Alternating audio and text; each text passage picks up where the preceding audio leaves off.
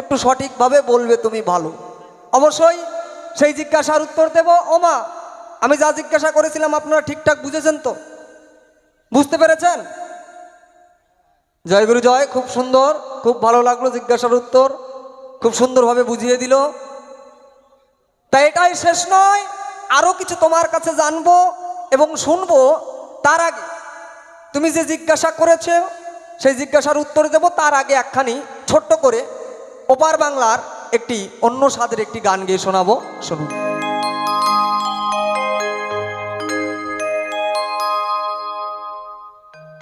তাই গানখানি কোন জায়গায়? ওমা, আমরা এই যে বাউল গান করি, আমরা কিন্তু এক ধরনের পাগল, বুঝলেন? আমরা গান বাজনা করি, আমরা কিন্তু এক ধরনের পাগল। পাগল ছাড়া কিন্তু গান বাজনা হয় না, তাই না? এই যে মেয়ে মানুষের মতন চুল রেখেছি মা, বড় বড় চুল, তাই না? অনেকে ভাবে হাফ না ফুল, অনেকে কিন্তু ভয়ও পায়। তো মেয়ে মানুষের মতন চুল রেখেছি, অনেকে কিন্তু ভাবে তাহলে বাউলরা পাগল না? আমরা কিন্তু এক ধরনের পাগল। আর আমাদের থেকে বড় পাগল কারা? না, আমাদের থেকে বড় পাগল যারা পেছনে বাজাচ্ছে তারা। কেমন করে? ওই যে একভাবে বাজাতেই আছে, বাজাতেই আছে, থামাথামির কিন্তু বাবা সিন নাই।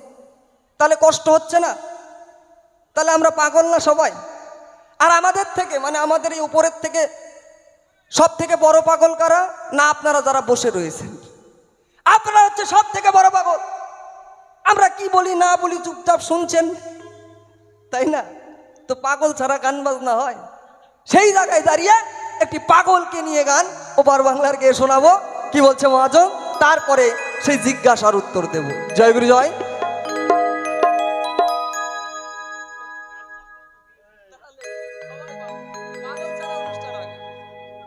জয় গুরু। Hello hello, check, hello. তাই বাস্তবের উপর একটি গান গেয়ে শোনাই। Check, hello.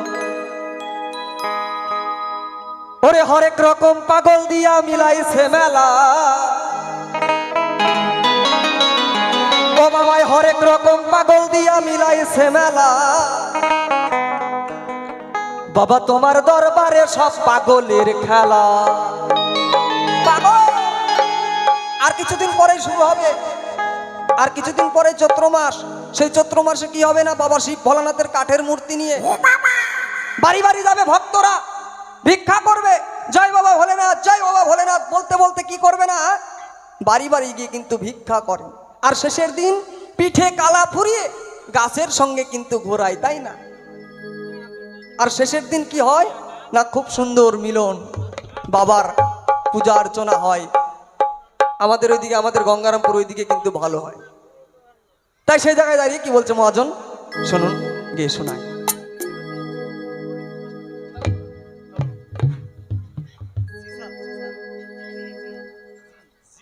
বাবা তোমার দরবারে সব পাগলের খেলা।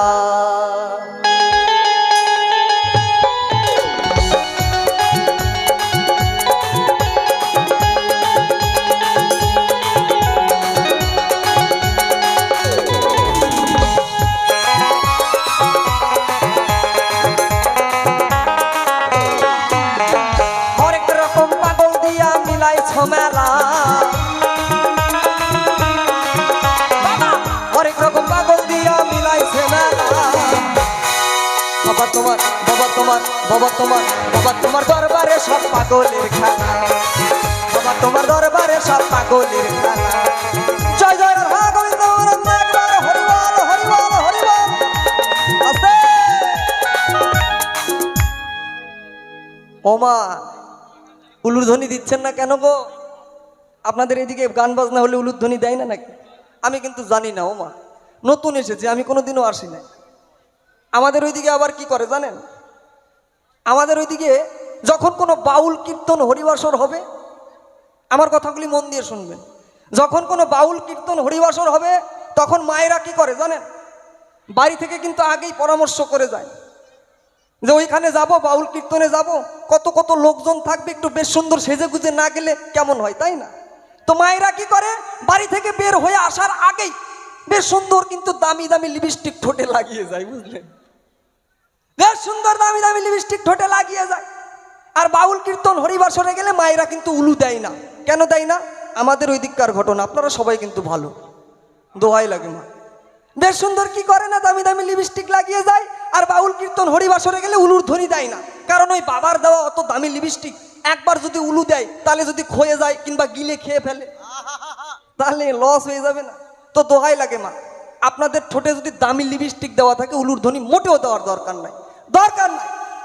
আর বাবারা যদি মনে করেন যে মুখের মধ্যে খৈনি ভরা আছে, হরিবল বলবো, বাচ্চা ছেলে কি বলে না বলে ওর কথা শুনে হরিবল বলবো, আর খৈনি যদি পেটের মধ্যে ঢুকে যায় তাহলে একদম অ্যাকশনের জায়গায় রিয়াকশন হয়ে যাবে।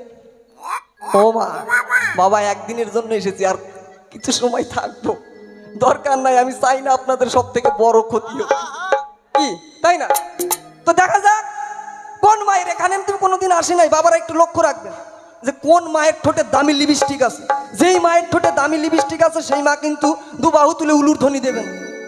আর মায়েরা একটু বাবাদের দিকে লক্ষ্য রাখবেন, সবাই দেবে, সবাই সবাই আপনারা একটু লক্ষ্য রাখবেন কোন বাবার মুখে খৈনি ভরা আছে, তাহলে সেই বাবা কিন্তু দুবাহু তুলে হরি বল বলবেন। আর সকালবেলা দেখা হলে বলবো ওই যে খৈনি খর হচ্ছে। তো দেখা যাক এখানে কয়জন ভক্তের দর্শন পাওয়া যায়।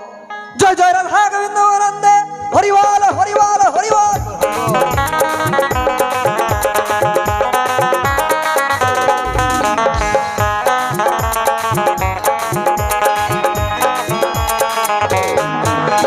বছর শেষে চৈত্র মাসে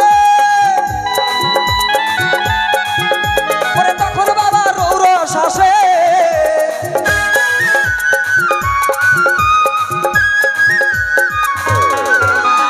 বছর শেষে চৈত্র মাসে পরে তখন বাবা রৌরস আসে, পরে হাজার হাজার পাগল সে মিলে যায় মেলা, সে মিলে যায় মেলা। বাবা তোমার দরবারে সব পাগলের খেলা, বাবা তোমার দরবারে সব পাগলের খেলা, বাবা তোমার দরবারে সব পাগলের খেলা।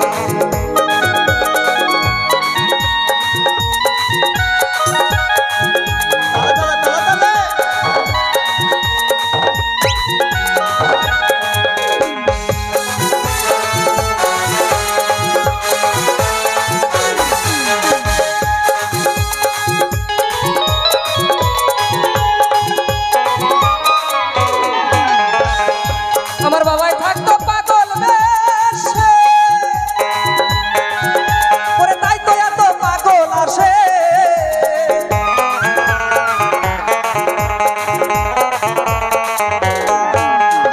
বাবা পাগল না, বাবা কি করে দিন রাত কিন্তু সিদ্ধি গায়, গাজাই টান দেয়, আর সদা সর্বক্ষণ ভক্ত যা চায় ভক্তের কিন্তু মনস্কামনা পূর্ণ করে, তাই না? আর বাবার দরবারে কিন্তু সব পাগলেরই মেলা হয়, তাই না? আমার বাবাই থাকতো পাগল বেশে,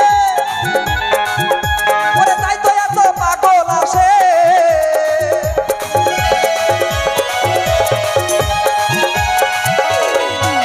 ওরে পাগলদেরকে ভালোবেসে সয় কত জ্বালা, পাগলদেরকে ভালোবেসে সয় কত জ্বালা। বাবা তোমার দরবারে সব পাগলের খেলা, বাবা তোমার দরবারে সব পাগলের খেলা, বাবা তোমার দরবারে সব পাগলের খেলা।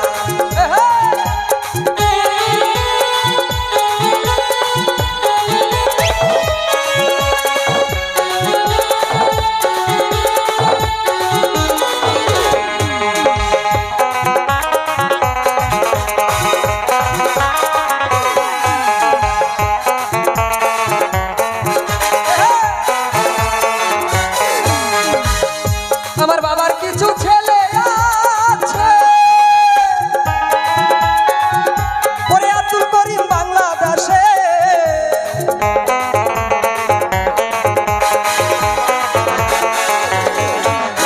বাবার কিছু ছেলে আছে, পরে আব্দুল করিম বাংলাদেশে, গোলাম পাগল ইন্ডিয়াতে পয়রা একেলা, পাগল ইন্ডিয়াতে পয়রা একেলা। হে বাবা, বাবা তোমার দরবারে সব পাগলের খেলা, বাবা তোমার দরবারে সব পাগলের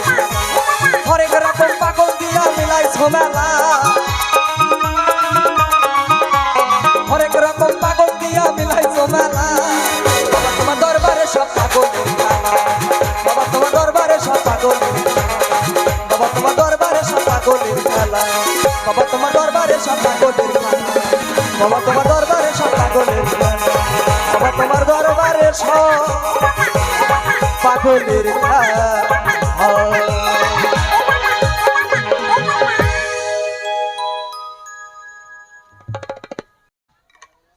তাই গিয়ে শোনালাম একটি অন্য স্বাদের গান।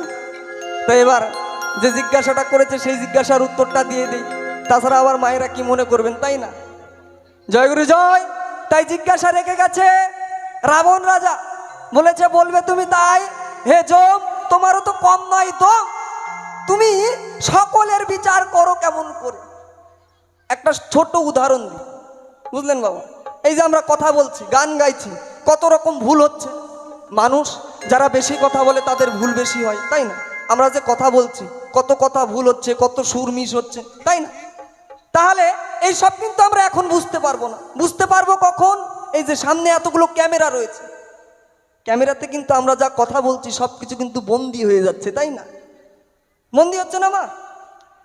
যখন এই কাজগুলো ভিডিওগুলো ঠিকঠাক হয়ে যাবে, যখন আমরা ঘরে বসে এই ভিডিওগুলো দেখব, তখন কিন্তু আমরা বুঝতে পারবো যে এইখানে ভুল হচ্ছে, এইখানে টানটা মিস হলো, সব কিছু কিন্তু বুঝতে পারবো। তদ্রূপ যমরাজ কি করে জানো? যখন মানুষ জন্ম নেয়, জন্ম নেওয়ার সাথ সাথ একটি করে ক্যামেরা কিন্তু পিছন দিকে বসিয়ে দেয়। হ্যাঁ, মানুষ যতই অন্যায় কুকর্ম অপকর্ম করছে, সেই ক্যামেরায় কিন্তু বন্দী হয়ে যাচ্ছে। আমি মনে মনে চিন্তা করছি, অন্ধকারে বসে আমি কুকর্ম করছি, ডাকাতি করছি, চুরি করছি, কেউ দেখতে পেল না, না ভুল কথা? এই যে আমাদের একটা ছায়া আছে পিছনে, যে কোনো জিনিসের কিন্তু একটা ছায়া আছে, তাই না? এই ছায়াটাকে ঠিক তোমাকে ঠিক সঠিক জায়গায় তুমি যা অন্যায় করেছো, অত্যাচার করেছো, সব কিছু এই ছায়া কিন্তু তোমাকে বলে দেবে। এই ছায়া যমরাজকে কিন্তু ঠিক বলে দেবে চিত্রগুপ্ত কোথায় থাকে। চিত্রগুপ্ত যে লেখাপড়া করে, মানে আমরা যে পাপ কর্ম করছি, অপকর্ম করছি, কোথায় থেকে টের পাই? এই যে আমাদের পেছনের ছায়া, এটা কিন্তু অন্ধকারে থাকলেও কিন্তু থাকবে, আর দিনের আলোই তো স্পষ্ট দেখাই যাবে। জয় গুরু জয়। তাই তোমার জিজ্ঞাসার উত্তর কথায় কথায় শেষ। 1 নম্বর 2 নম্বর জিজ্ঞাসায় করতে চাই প্রবেশ, তারপরেই আর হয়তো কিছু সময় বিরক্ত করব। জয় গুরু জয়। তুমি শোনো শোনো হে দশানো, তোমারে জানাই গো, তোমার প্রশ্নের উত্তর দেব আমি, তোমার প্রশ্নের উত্তর দেব, দ্বন্দ্বমোহ নাই গো। শোনো শোনো হে দশানন,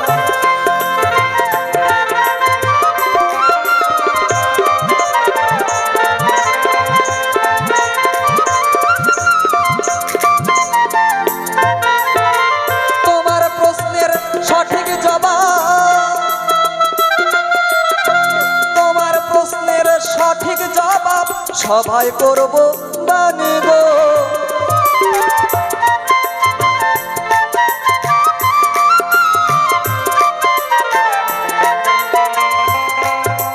এই যে যমরাজ, এই যমরাজের পিতার নাম হলো কি? যমরাজের পিতার নাম হলো সূর্যদেব, আর মাতার নাম সংজ্ঞা দেবী। এই সূর্যদেব আর সংজ্ঞা দেবী স্বামী স্ত্রী, আর সূর্যদেব হলেন সন্তান। সূর্যদেবের যে মা সংজ্ঞা দেবী, সংজ্ঞা দেবী কোনো সময়ের জন্য সূর্য দেবতার তেজ কিন্তু সহ্য করতে পারতেন না। যখন তেজ সহ্য করতে পারেন না, একদিন সংজ্ঞা দেবী কি করলেন না, তিনার পিতাকে স্মরণ করলেন, হে পিতা, আপনি দেখে শুনে আমাকে বিবাহ দিলেন, আমি যে আমার স্বামীর সেবা যত্ন কোনো সময়ের জন্য করতে পারছি না, বাবা তুমি কৃপা করে বলে দাও আমি এমন কি কর্ম করলে আমি আমার স্বামীর সেবা যত্ন করতে পারবো, একটু তুমি কৃপা করে বলে দাও।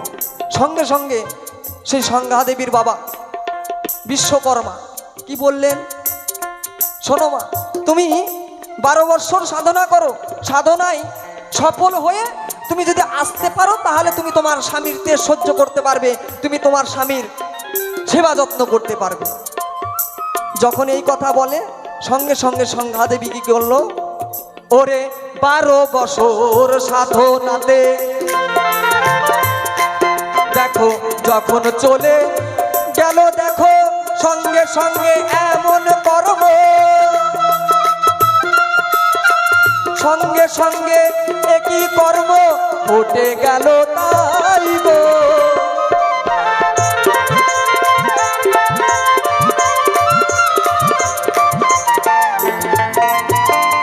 সাধনা করতে যাবার আগে কি করলো, এই যে আমাদের ছায়া, যে কোনো জিনিসের একটা ছায়া, আগেই বললাম, এই ছায়াটাকে ঠিক যমরাজের মা কি করলো, সংজ্ঞা দেবী এই ছায়াটাকে ঠিক তার মতন করে তৈরি করে ঠিক কোনো কিছু কাউকে না জানিয়ে সেইখানে রেখে কিন্তু সে সাধনা করবার জন্য চলে গেল। সাধনা করে যখন চলে গেল, এইদিকে সেই ছায়া সংজ্ঞা কি করে না, সারাদিন চুপচাপ থাকে।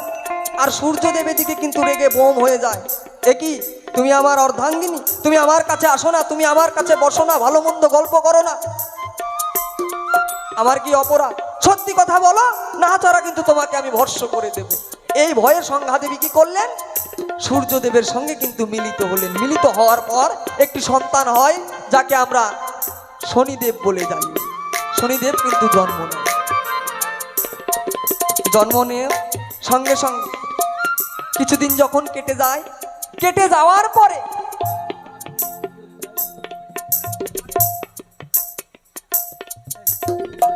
সঙ্গে সঙ্গে যখন কিছুদিন কেটে যায়, দুই ভাই যখন আস্তে আস্তে বড় হয়ে যায়, দুই ভাইয়ের মধ্যে কিন্তু গন্ডগোল বেঁধে যায়। গন্ডগোল বাঁধার ফলে, গন্ডগোল যখন বেঁধে যায়, বাঁধার ফলে কি হলো না, সেই ছায়া সংজ্ঞা এসে যমরাজকে ছুঁড়ে ফেলে দিয়ে শনিদেবকে কিন্তু কোলে তুলে নেয়। সঙ্গে সঙ্গে যমরাজ যায় রেগে, একই মা, তুমি ভাইকে নিলে কোলে তুলে আর আমাকে দিলে দূরে ফেলে, তোমার তো এই জ্ঞান আমার ঠিক লাগলো না। সঙ্গে সঙ্গে রাগ সহ্য না করতে পেরে যমরাজ কি করলো, সেই ছায়া সংজ্ঞার কিন্তু বুকে একটা লাথি মেরেছিল। যেই লাথি মারে সঙ্গে সঙ্গে কিন্তু সেই সংজ্ঞা দেবী, ছায়া সংজ্ঞা দেবী রেগে যায়, পাপী, তোর মা বোন জ্ঞান নাই, তোর মা বোন জ্ঞান নাই, কে মা কে বোন তোর জ্ঞান নাই, যা তোকে করলাম অভিশাপ, তোর পাটা যাবে ফুলে, তুই মরবি অকালে। যখন এইদিকে অভিশাপ দিয়ে দেয়, সঙ্গে সঙ্গে কিন্তু পা ফুলে যায়। আর এইসব কাণ্ড কারখানা যখন সকল কিছু প্রকাশ হয়ে যায়, সূর্যদেব যখন জানতে চায়, প্রকাশ যখন পেয়ে যায়, কি করলেন না, যমরাজ কিন্তু ভয়ের ঠেলায় সেই সংজ্ঞা দেবীর পায়ে পড়ে যায়। হে মা, সেই ছায়া সংজ্ঞার পায়ে চরণতলে পড়ে গিয়ে বলে, মা আমার তো ভুল হয়েছে, অপরাধ হয়েছে, এই অপরাধ থেকে পাবো কেমন করে মুক্তি, তুমি কৃপা করে বলে দাও। সঙ্গে সঙ্গে বলল, শোন, যতই তুই পাপ করিস, তুই তো আমার সন্তান, তাই তোকে করলাম আশীর্বাদ, শোন, তোর পাটা যাবে ভালো হয়ে, যেদিন কোনো সতী নারীর চোখের এক ফোঁটা জল তোর ওই চরণতলে, গোদ হওয়া চরণতলে পড়বে, সেই দিন তোর গোদটা যাবে ভালো হয়ে। কেমন করে ভালো হলো, সতী নারীর চোখের জল কেমন করে পড়লো না, সত্যবান আর সাবিত্রী, সত্যবান যখন কাঠ কাটতে বনমাঝে যায়, সর্পদংশনে যখন সত্যবানের প্রাণ চলে যায়, তখন কি করলো না, প্রাণ নিয়ে যখন জমালয়ে চলে যায়, সাবিত্রী দেবী কিন্তু যমরাজার পা ধরে, চরণ ধরে কাটাকাটি করেছিলেন, অনেক কিছু কাটাকাটি করেছিলেন অনেকক্ষণ। আপনাদের সকলেরই আছে জানা, কি বলবো আপনাদের কাছে। সঙ্গে সঙ্গে যখন ওই যমরাজের চরণতলে, গোদ হওয়া চরণতলে পড়ে যায়, সেইখান থেকে সেই সাবিত্রী দেবীর এক ফোঁটা চোখের জল যমরাজের ওই পায়ে পড়েছিল। ওই সেই দিনই যমরাজ কিন্তু গোদ হওয়া পা থেকে মুক্তি পেল। জয় জয় রাধা গোবিন্দ প্রেমানন্দে, হরি বল হরি বল হরি বল।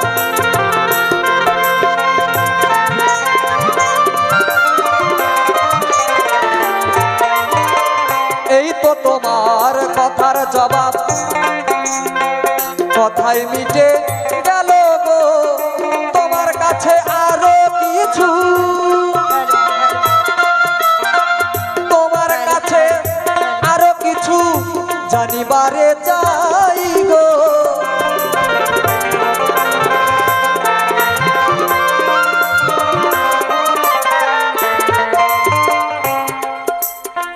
জয় গুরু জয়। আস্তে আস্তে আস্তে, তার আগে কমিটি বারবার বলছে, বলো কি বা কথাই আছে, হরি বল হরি বল। আজি শুনবই আমি তোমার কাছে মাত্র 15 মিনিট সময় আছে, 15 মিনিট সময় আছে, এর মধ্যে সব কথা শুনিতে গো চাই গো। এসো এসো গো জটা বিদায় গাই গো, এসো এসো গো জটা। আচ্ছা জিজ্ঞাসা করবো তাই তো বিষয়টা? সময় অল্প দেওয়া যাবে না, গল্প এর মধ্যে। অনুষ্ঠান কি হবে আগামীতে? আবার হবে অনুষ্ঠান হবে? কে কে চাইছেন অনুষ্ঠান আগামীতে হোক? হ্যাঁ। হাত তোলেন দেখি, হাত তোলেন, হাত তোলেন। ও এইদিকের বাবারা চায় না নাকি? আচ্ছা ওমা, আপনারা চান না অনুষ্ঠান আগামীতে হোক? চান তো? সবাই লক্ষ্মীর ভান্ডার পান তো? পান? ওই লক্ষ্মীর ভান্ডার থেকে 200 করে টাকা দিয়ে যান। সর্বনাশ। হ্যাঁ, লক্ষ্মীর ভান্ডার থেকে বেশি না 200 করে দিয়ে যান, তাহলে আগামী বছর মানে আর কয়েক মাসের মধ্যে 2000 টাকা দেবে দেবে মায়েরা দেবে। তাড়াতাড়ি আসেন মা, সময় বেশি নাই, আমাদের পালাটা শেষ করতে হবে। এখনো পালার মধ্যে অনেক কথা আছে, আগে হবে দান তারপরে গান। আসুন মা আসুন। যদি মনে করেন যে টাকা পয়সা আনি নাই, তাহলে কানের যদি দুল দিতে চান কমিটির বাবুরা তাও বন্ধক হিসাবে নেবে।